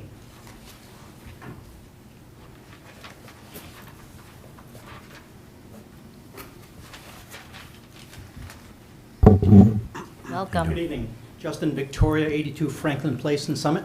Do you swear to God or affirm testimony about to give us the truth, the whole truth, and nothing but the truth? I do. Thank you. Please proceed. Thank you. Just first point, not a challenge, maybe just a caution, the adequacy of the notice. I received the registered mailing at home, and Block 3401, lots 7 to 20 is probably second nature to all of you, but to us mere homeowners and residents, it means nothing. And so I referred to the map that it talks about, and the map shows a portion of it, does not show the section in question. So I had to go to the plan on the website, and I discovered that, which was surprising to me. So just something about the caution of the notice. A couple of clarifying questions, I think was decided tonight, that we're talking about 70 units there. Elsewhere in the plan, it talks about on page 186, it talks about a 2-acre site, but it apparently is a 7-acre site. So 2 acres would translate to 20 units, 7 acres translates to 7 units. Just want a clarification on that quick. Yes, yes, that's okay. Do you want him to, for Justin to repeat that? Just, can you say that again? Just say that again. Say that one statement one The- more time. I just want to make sure I got The that. plan here says that it's going to be 70 units, which translates to a 7-acre site, whereas on page 186 of the plan, and chart C1 talks about a 2-acre site with 10 units per acre, which would translate to only 20 units. So again, it's probably the 70. I just want to make sure that there's no inconsistencies there. Thank you. The building heights. On page 185, it indicates a maximum building height of 35 feet. And on page 188, it talks about a building height maximum of 40 feet. Again, I just want to get a clarification on which it is. It may be appurtenances. Excuse me? It may be appurtenances, sorry. Yeah. I don't know. And lastly, remember. this may not be appropriate tonight, but I'll mention it. If we do wind up developing Franklin Place, there's an issue with flooding on Franklin Place. The stormwater management system is just not adequate. Anytime there's a heavy rain, the street floods overwhelms the curbs, goes into the driveways, and creates damages in the units. So it would be something for the planning board to consider in conjunction with any development on Franklin Place. And thank you for the clarifications tonight. It's been very helpful. Thank you for your comments and questions. Anybody else from the public want to comment or ask questions? Okay, doesn't look like we have any. You want to give Anything them else? a couple of minutes for? Yeah, to put we're going to their take a answers? break. I just wanted to see if everybody on the dais was happy. I think we've asked enough questions, probably. Okay, so we're going to take a quick break, not very long. How many minutes? 5 minutes? 5-minute break. So we'll be back at 25 before the hour, and we'll answer all the questions. Thank you. Oh.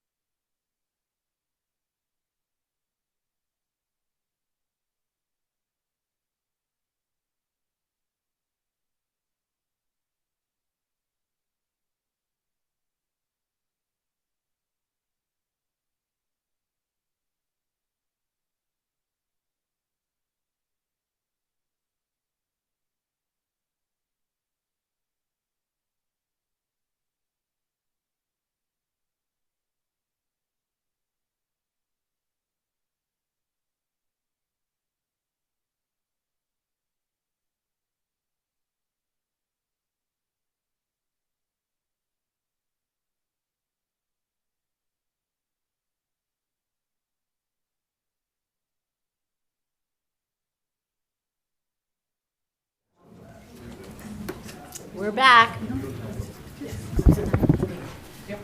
Okay, is everybody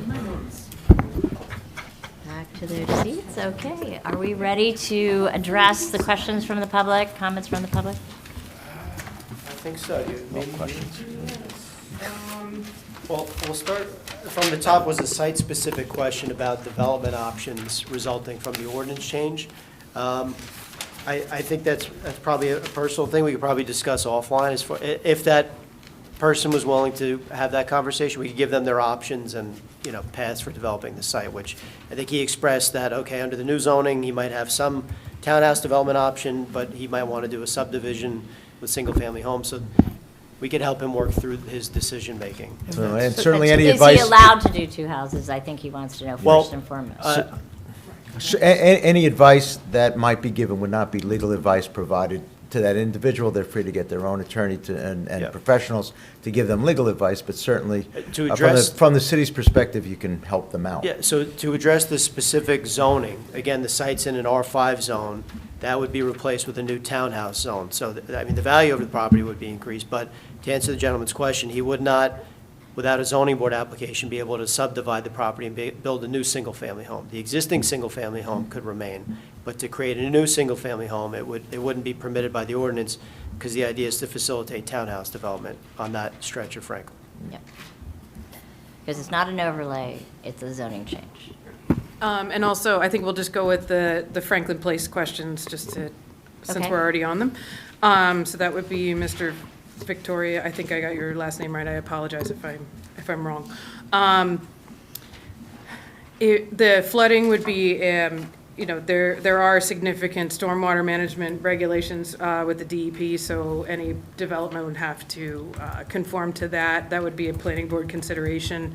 And then clarifications on the charts, I'm going to leave to Tom as far as building height and all of those. So just to address that one-dimensional question, confirm that the maximum building height would be 35 feet for that townhouse zone on Franklin Place.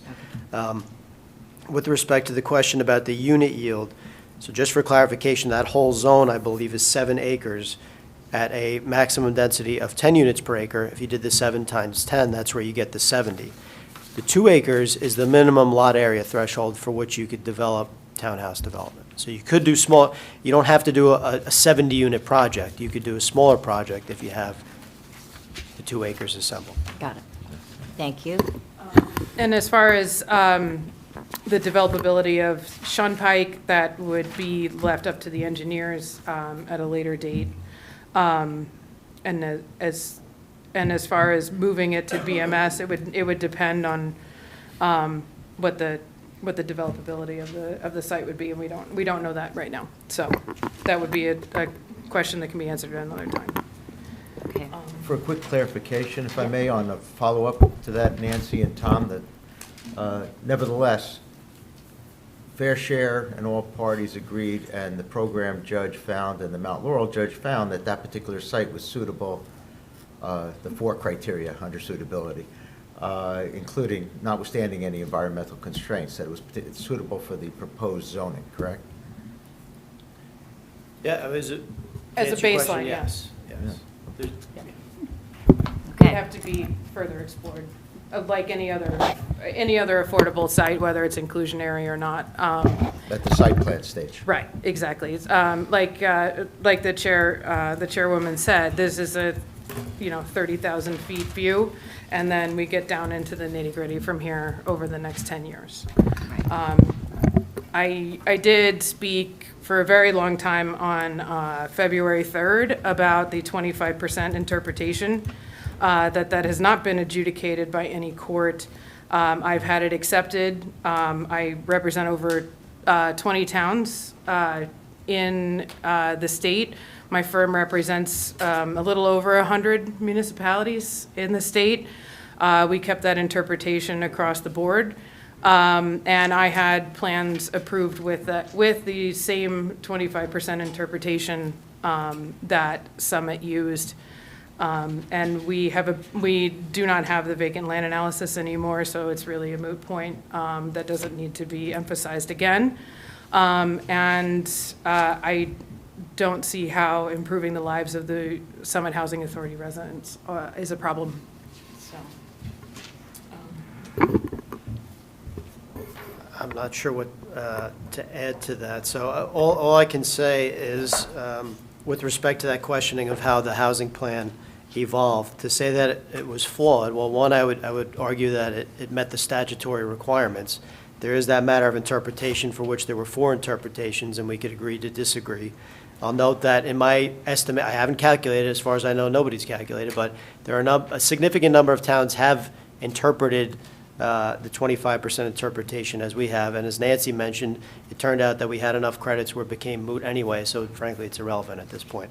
I don't believe that our approach was antagonistic. If you look at the plan, again, there was already 197 credits satisfying the 4th round out of 345. That's not a small amount of credits. Again, we had 13 of the 19 plan components in this plan already shown in June. It just came to be that we got to the point of recognizing we had so many credits in hand that it made more sense to maximize bonus credits, again, identify Summit Housing Authority, et cetera. Beyond that, taking a zoning approach where we did small scattered sites without developers, I don't believe would have trumped the developer sites, specifically the 190 River Road. I don't think there was any way out of it.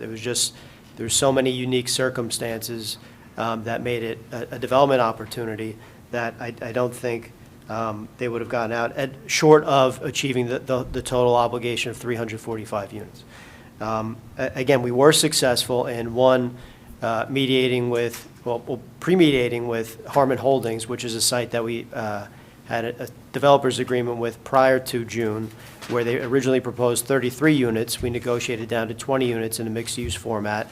And there was, again, as was alluded to earlier, there was another challenger site that was 8 stories and 300 units, which you'll note is not in the plan.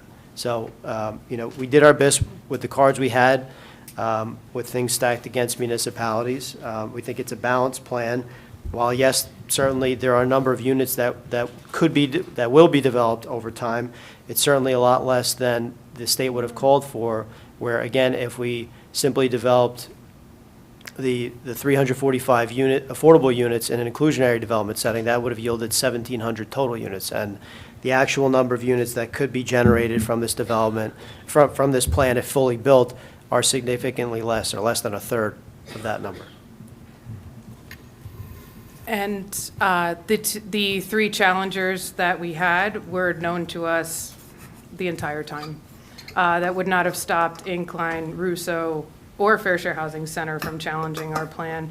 Again, 460 municipalities went forward through the program, and Fair Share Housing Center challenged about 440 of those. So the odds are ever in your favor that Fair Share Housing Center is going to object, no matter if you agree with every interpretation of the statute that they have.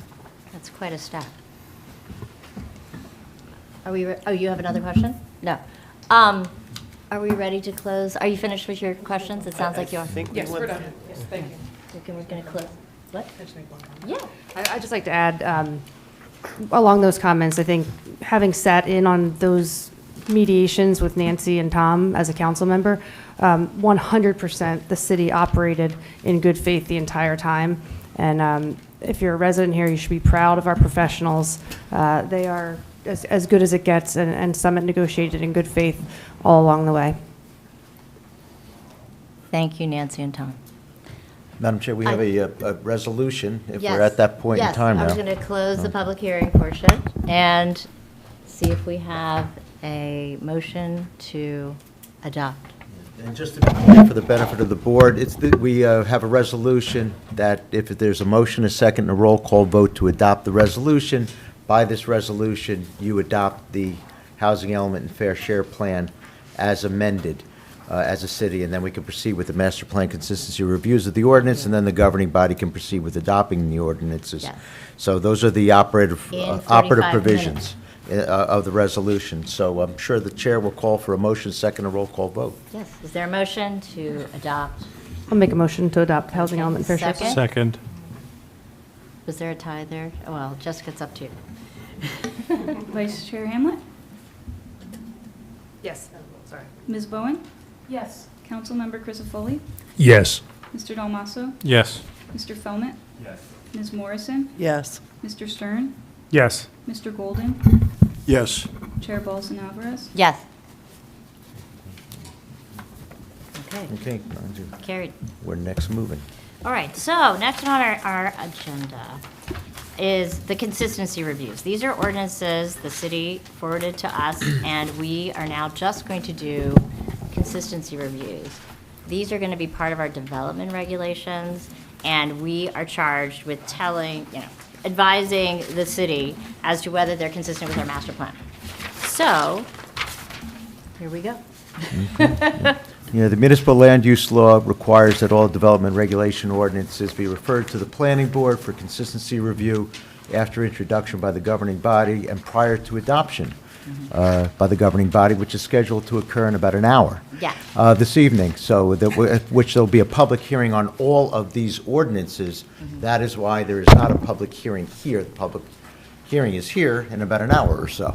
So, am I'm I sorry, go ahead. allowed to ask the board if they have questions on any of them? Well, Or I if may we not- go through one by one? No, well, actually, Mr. Behrens, our planner, Oh, who you're does gonna not go have to be sworn in, Okay. is going to give his professional opinion to the board Okay. as to whether or not these 6 ordinances, if I recall correctly, are substantially consistent, not inconsistent, that's the bar, Yes.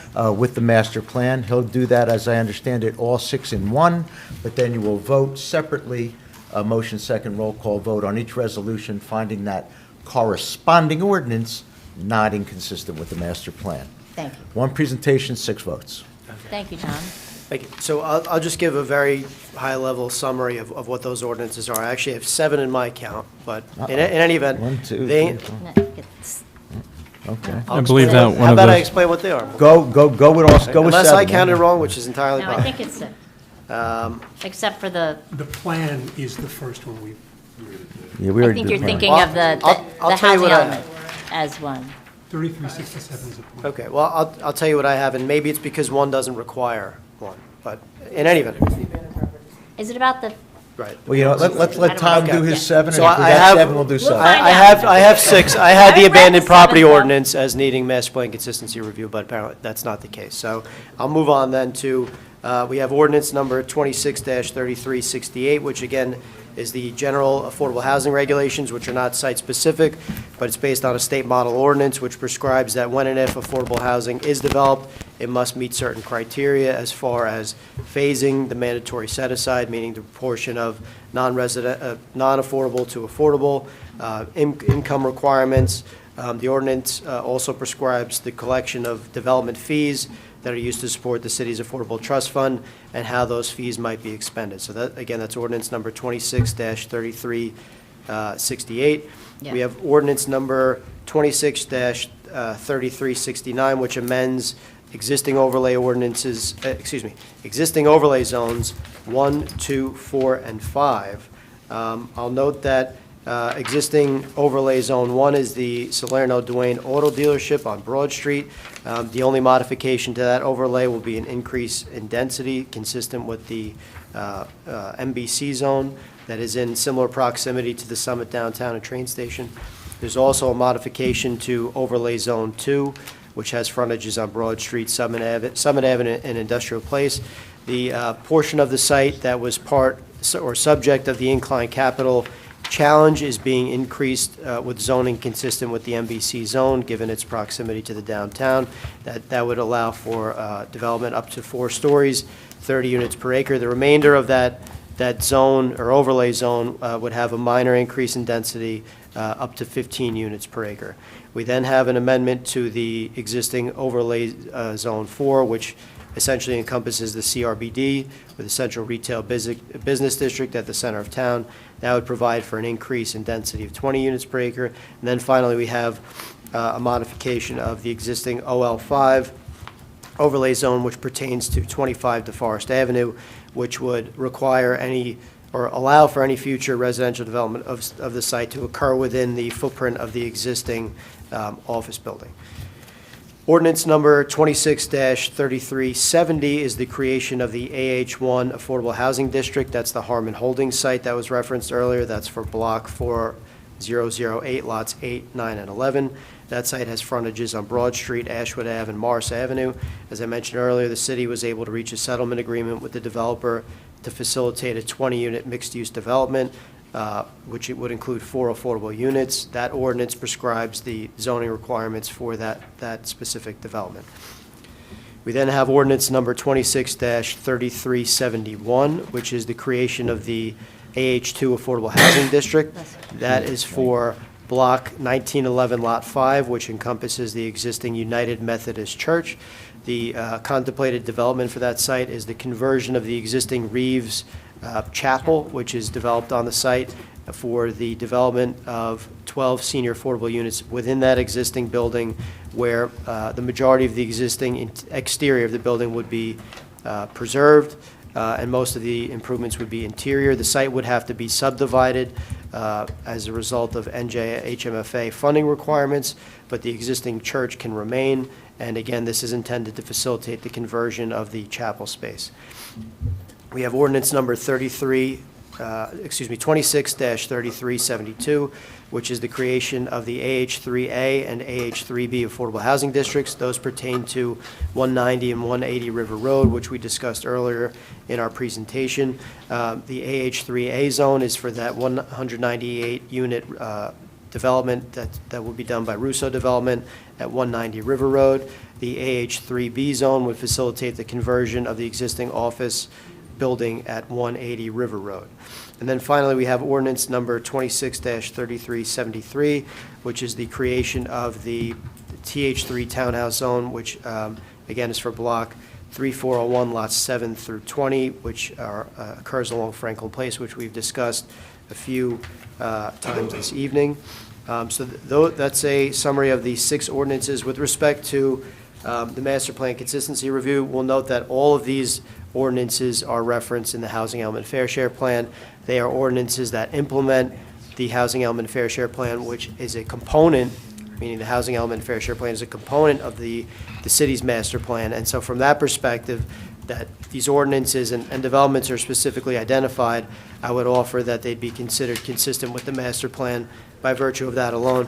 We did take a look at the city's existing adopted 2000 master plan, or more specifically the land use plan element, as well as the city's 2005 CRBD downtown master plan and 2016 reexamination report.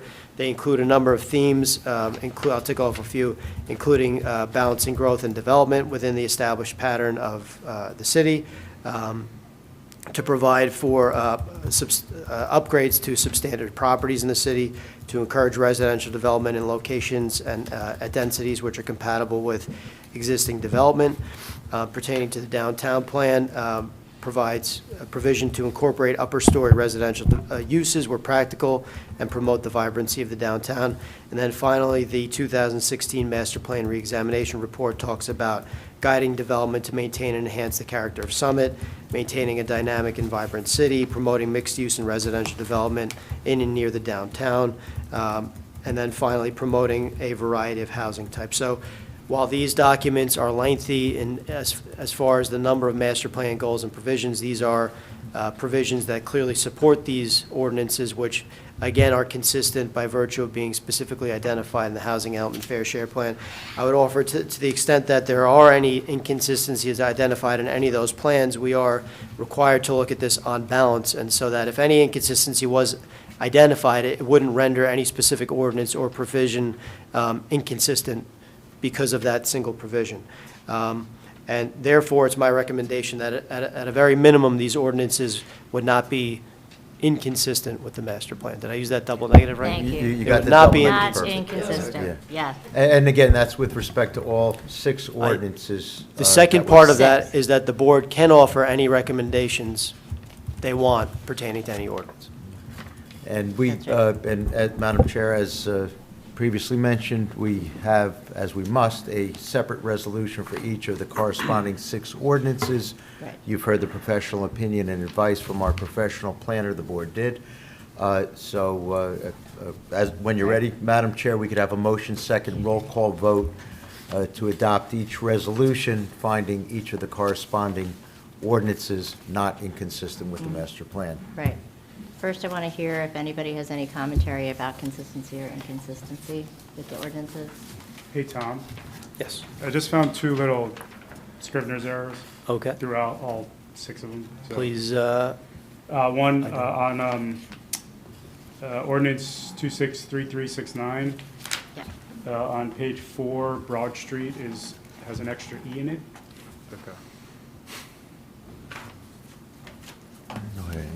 And then I think on 263371, on page 2, in the first whereas, I think that should be 2024, not 2025, when Fair Share Housing Act was amended. you're correct. Yes. 2024. Correct. Thank you for those clarifications. Thank you, Charles. Anybody else? I just wanted to point out one thing that's in all of them that is, again, to consistency, compatibility with neighborhoods, and some of the tools that we will have going forward with these developments. For example, on the overlay zone, that's 263369 on page 6. There's a section called supplementary regulations, and everything in our GRI, every section references the development regulation, the design guidelines. It's consistent with the rest of our development regulations, and it's here as well, where it says, all proposed work shall be in accordance with the design requirements set forth in the development regulations ordinance and consistent with the development design guidelines. This is something that helps us to make sure that future development is compatible with each neighborhood, each site, and they're in each ordinance. So I just wanted to mention that. And we can rely on them as a planning board at the time of site plan application for any or all of these developments if and when they get here. Exactly. Exactly. So are we ready to proceed with?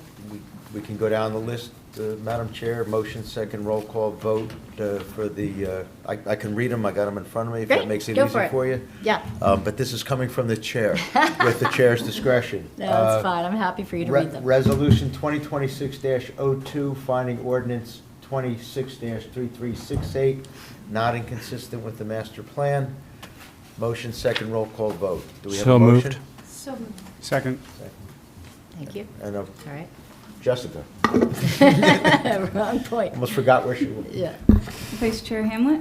Yes. Ms. Bowen? Yes. Councilmember Crisafulli? Yes. Mr. Dalmasso? Yes. Mr. Felmet? Yes. You can vote now on this if he's in the list. Mr. Felmet, I'm sorry, I didn't get you. Yes. Yep. Ms. Morrison? Yes. Mr. Stern? Yes. Mr. Staunton? Yes. Chair Bolson Alvarez? Yes. Okay. One down. And next would be Resolution 2603, finding ordinance 69, not inconsistent with the master plan. Motion. So moved. Second. Vice Chair Hamlet? Yes. Ms. Bowen? Yes. Councilmember Crisafulli? Yes. Mr. Dalmasso? Yes. Mr. Felmet? Yes. Ms. Morrison? Yes. Mr. Stern? Yes. Mr. Staunton? Yes. Chair Bolson Alvarez? Yes. And the next would be Resolution 2026-04, finding ordinance number 26-3370, not inconsistent with the master plan. Do we have a motion? So moved. Okay. Second. Vice Chair Hamlet? Yes. Ms. Bowen? Yes. Councilmember Crisafulli? Yes. Mr. Dalmasso? Yes. Mr. Felmet? Yes. Ms. Morrison? Yes. Mr. Stern? Yes. Mr. Staunton? Yes. Chair Bolson Alvarez? Yes. And the next would be Resolution 2026-05, finding ordinance number 26-3371, not inconsistent with the master plan. Do you have a motion? So moved. Okay. Second. Vice Chair Hamlet? Yes. Ms. Bowen? Yes. Councilmember Crisafulli? Yes. Mr. Dalmasso? Yes. Mr. Felmet? Yes. Ms. Morrison? Yes. Mr. Bless Bless you. Stern? Yes. Mr. Staunton? Yes. Chair Bolson Alvarez? Yes.